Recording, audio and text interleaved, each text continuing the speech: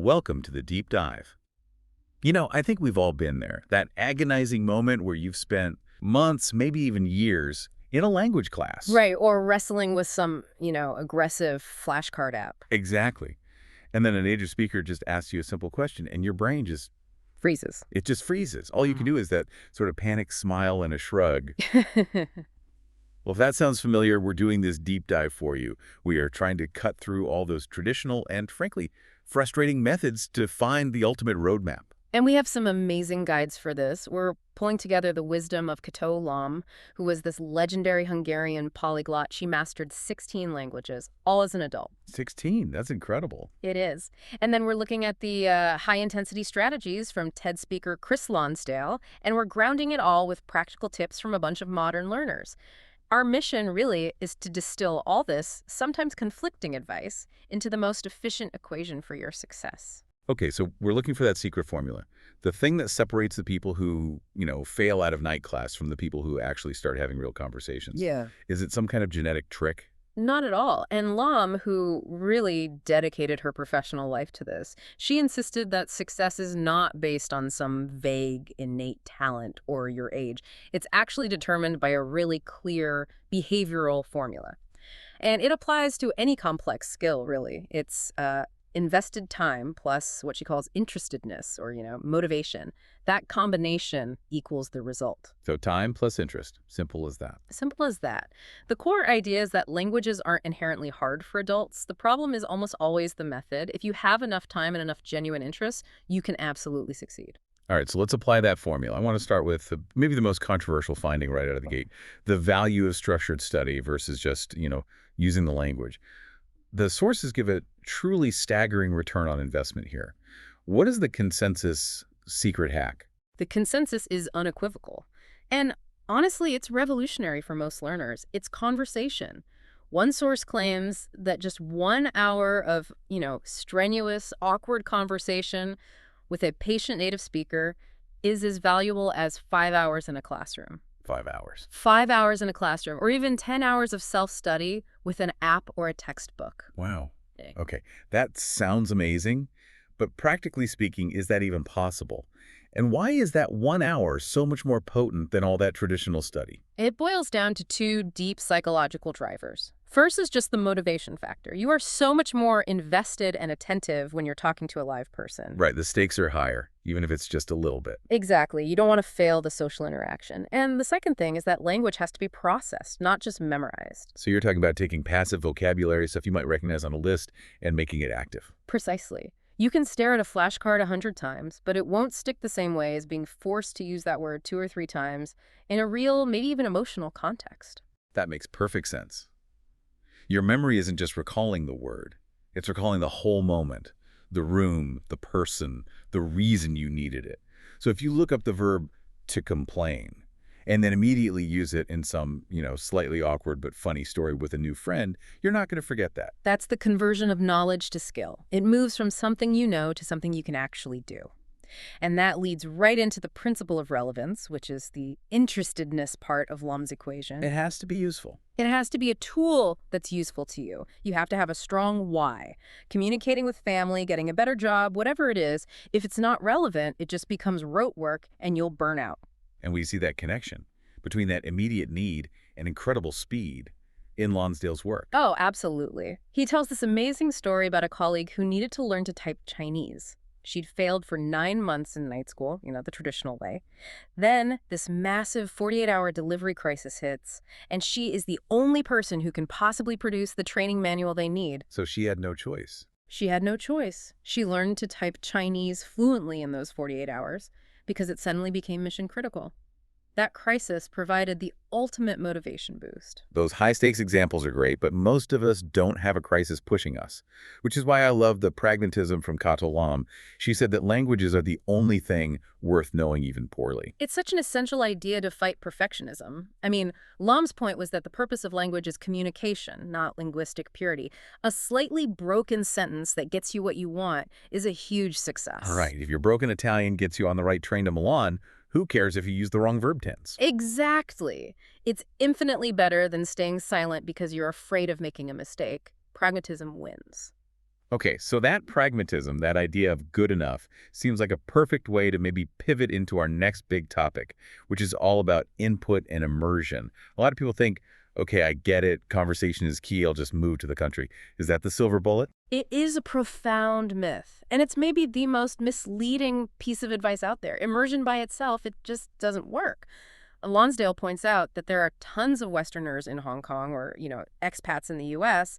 who live there for 10, 20 years and never really learn the language. I've heard the analogy that it's like trying to teach a drowning man to swim by just throwing him in the ocean. That's perfect. The stress is too high, the context is overwhelming.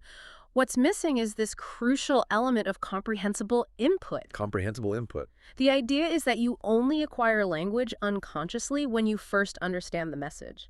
You need context, body language, something to grab onto. Otherwise, it's all just noise. So how do you get that? How do you facilitate this unconscious learning without, moving overseas?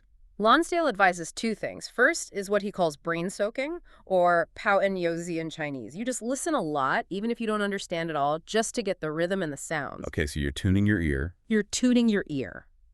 And the second action is to consciously go for the meaning first, before you worry about the words.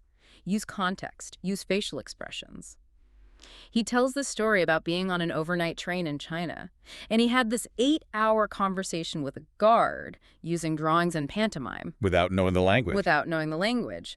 But 2 weeks later, he realized he was understanding ambient Chinese conversations on the street. The meaning had already sunk in from that intense contextual experience. That says so much about how our brains work. But okay, if raw immersion is bad and that 5-to-1 conversation ratio is so critical, how do we get that practice without being terrified of being corrected all the time? This is where you need specialized support. You need what Lonsdale calls a language parent. A language parent, like how a parent talks to a toddler. Exactly like that. This person will work incredibly hard to understand what you're trying to say, no matter how messy your grammar is. And crucially, they will never correct your mistakes in the moment. They just confirm the meaning. So they'll say back, so you want to buy a ticket for tomorrow's train. Precisely. That feedback confirms you communicated successfully, which builds your confidence. It creates that safe space where you feel relaxed and curious, which Lonsdale says is the only psychological state where you can actually learn. Let's talk about efficiency then, because that's key for adults.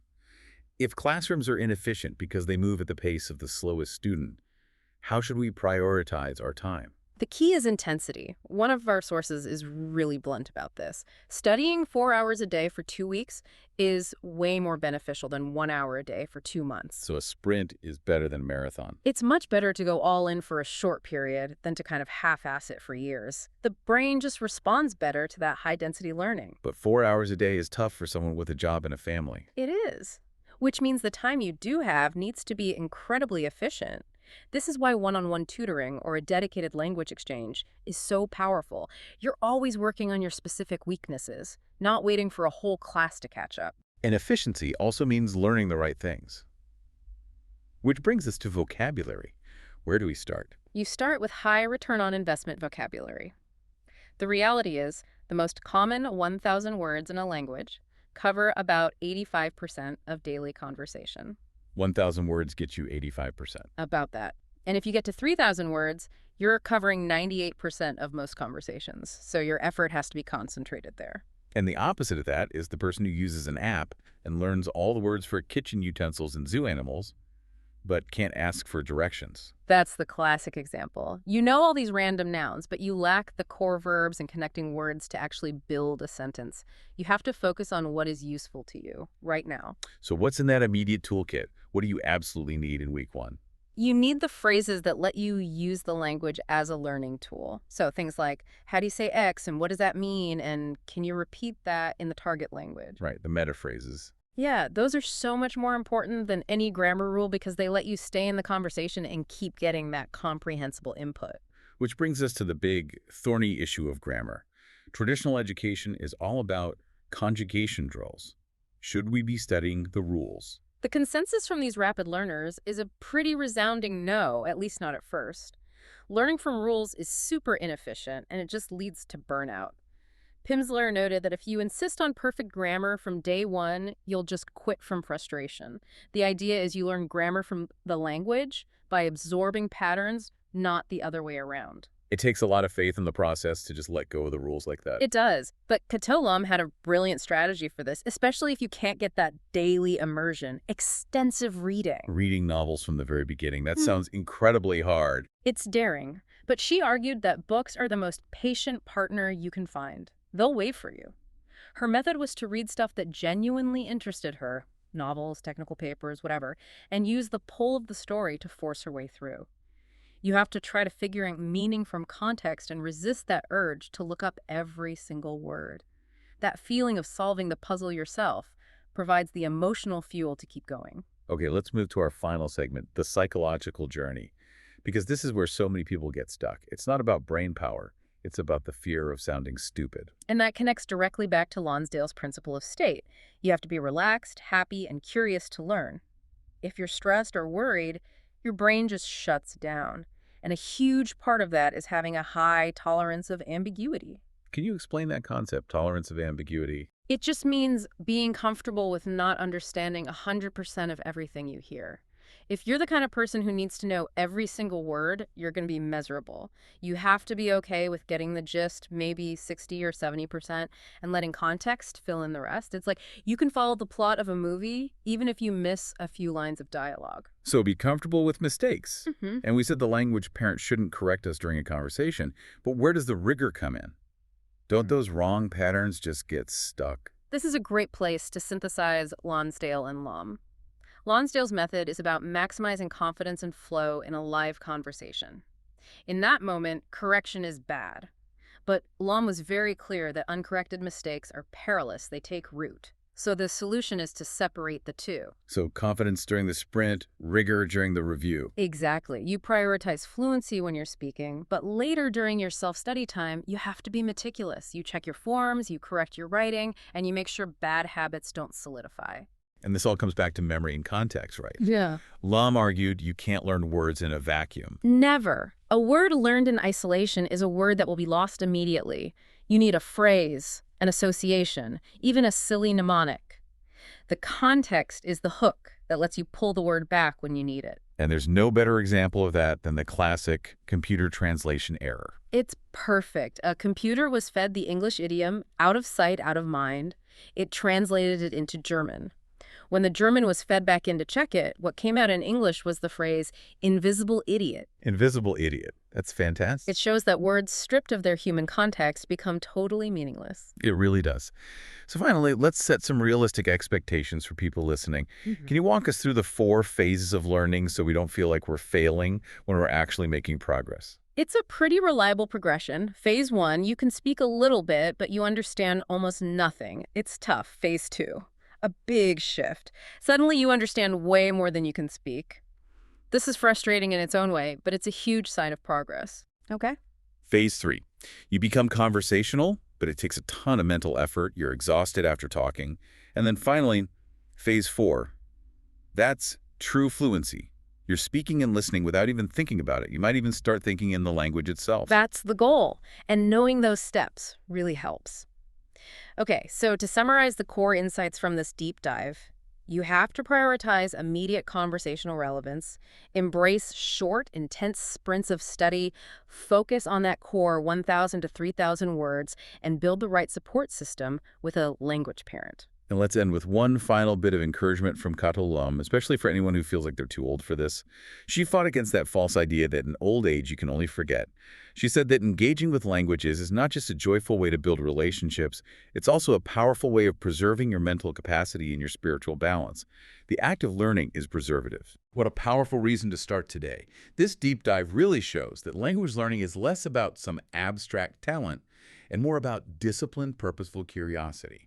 So if success really is interestedness plus time, what's the most interesting thing you could study in a new language right now? Maybe it's historical documentaries or technical papers for your job or even just romance novels. What would provide that necessary pull to get you to commit the time? That's something for you to mull over until our next deep dive.